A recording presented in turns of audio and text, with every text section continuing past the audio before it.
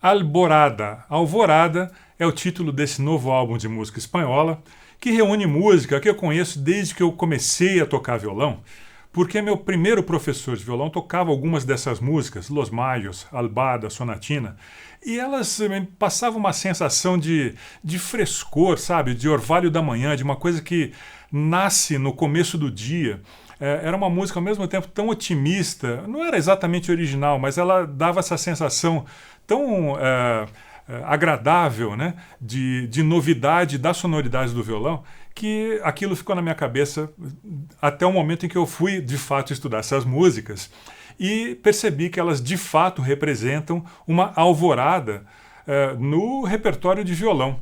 Até aquele momento que exatamente 100 anos atrás, o começo da década de 1920, toda a música escrita para violão era escrita por compositores que eram violonistas.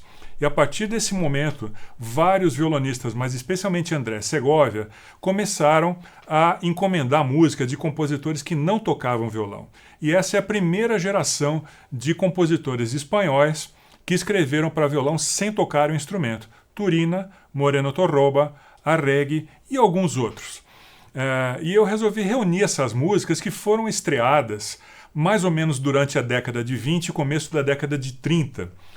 Tem um ponto de inflexão que é um recital célebre que André Segovia deu em Paris em abril de 1924, onde ele tocou, entre muitas outras músicas conhecidas, a Sonatina de Moreno Torroba e a Sevilhana de Turina. E essas músicas foram muito elogiadas e a crítica disse que isso mostrava o violão sob uma nova luz, uma luz de maior naturalidade, de música bem escrita, que fazia o instrumento soar de uma forma orquestral.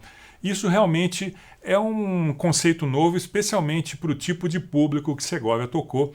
A partir dali ele tocou essas músicas praticamente todos os seus concertos no mundo todo, nos 5 continentes, por mais 60 anos. Então, para nós, violonistas hoje, é um repertório que representa realmente aquilo que o violão se tornou. Quando eu penso na sonoridade do violão espanhol de concerto, é nas músicas de Torroba, Turina que eu penso.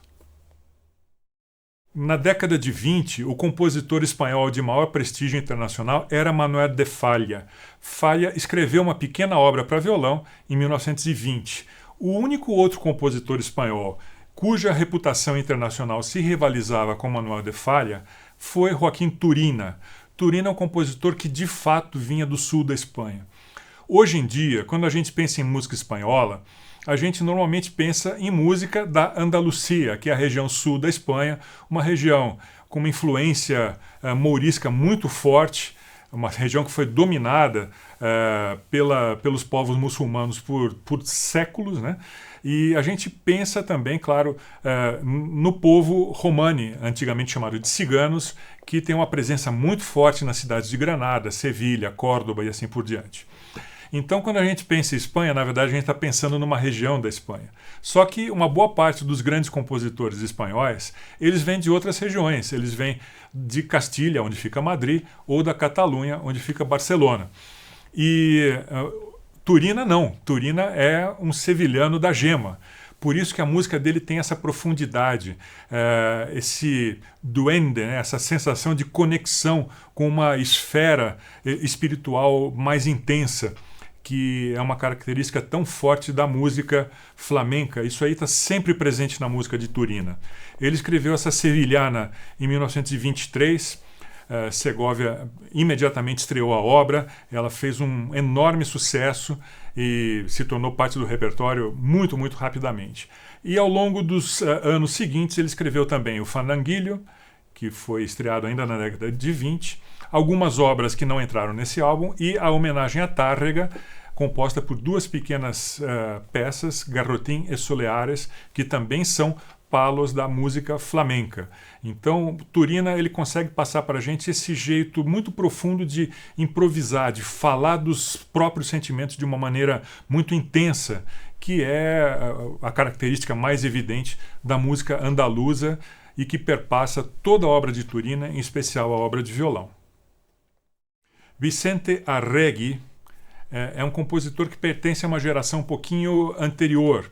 Ele era mais velho que Torroba e Turina. E essas músicas têm uma particularidade. A gente sabe que por volta de 1925, 26, Segovia tocou uma música de Vicente Arregui chamada Campesina. Ele tocou somente um par de vezes e essa música desaparece dos programas de concertos dele. E essa música nunca foi publicada, ninguém sabia onde ela tinha ido parar. Sendo que Arregui não era um compositor que perdurou. Infelizmente, a música sinfônica, as óperas dele, hoje em dia estão esquecidas.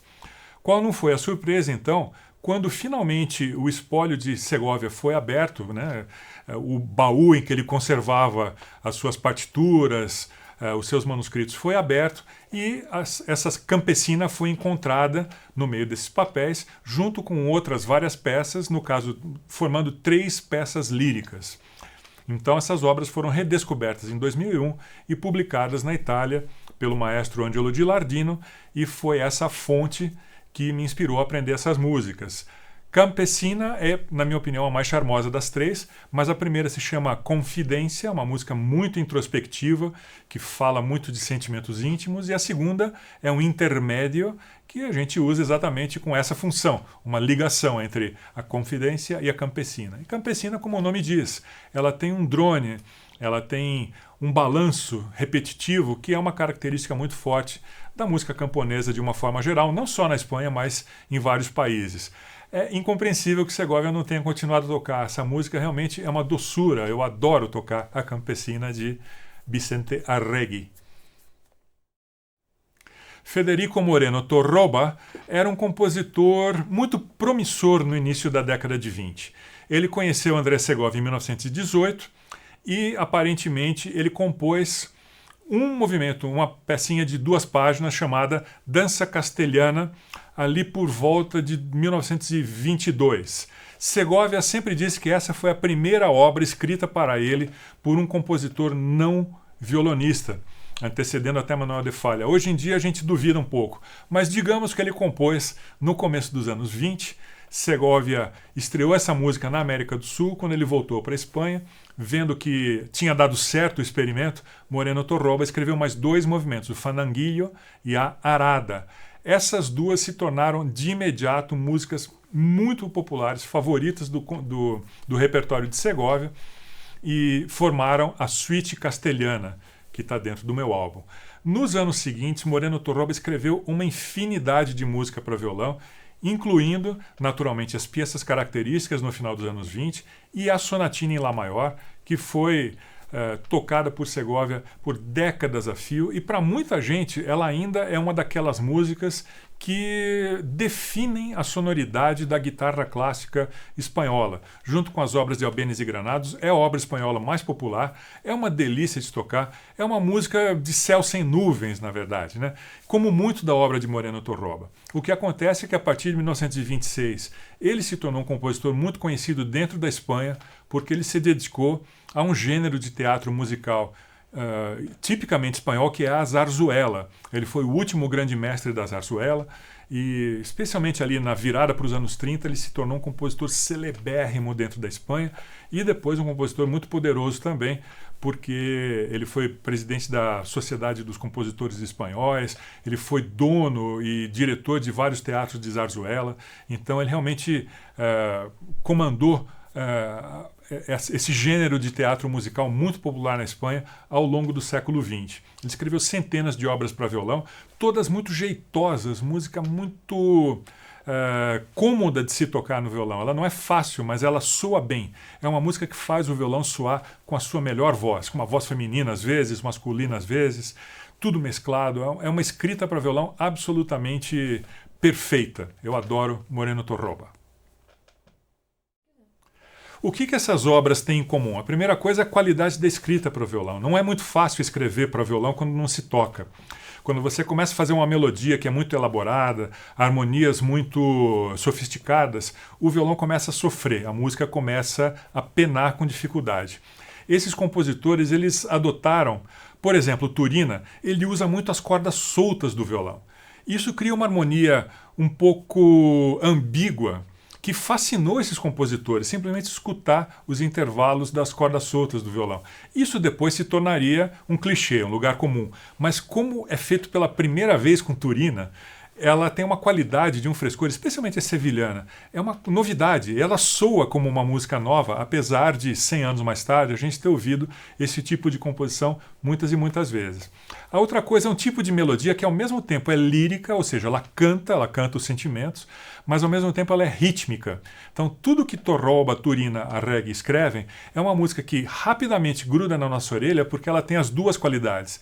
Ela é fácil de cantar e ao mesmo tempo ela é rítmica. A gente ouve ritmos de seguidilha, de fandango, de fandanguilho, de canciones, de outros ritmos, outros palos da música flamenca ou da música castelhana, no caso de Torroba, que é um compositor eminentemente castelhano nesse sentido. Então, isso aí acaba definindo até uma forma de se escrever para violão. E o curioso é que se a gente for escutar música de compositores de outros países dessa época e mais tarde, por exemplo, Manuel Ponce, Castelnuovo Tedesco, até mesmo Lennox Berkeley na Inglaterra, a gente vê que o tipo de escrita é muito similar. São melodias que são ao mesmo tempo líricas e rítmicas. Isso faz com que a guitarra renda e se apresente com uma multiplicidade de vozes e, principalmente, tem uma margem muito grande para a exploração do colorido. Como Segovia dizia, o violão é uma orquestra, só que uma orquestra pequena, como se fosse vista pelo lado oposto de um binóculo. Ela fica pequenininha lá longe. E é isso mesmo que essas músicas convidam. Elas pedem que o intérprete explore o colorido do violão, que é o asset, assim, a qualidade mais notável que o violão pode ter em comparação com outros instrumentos.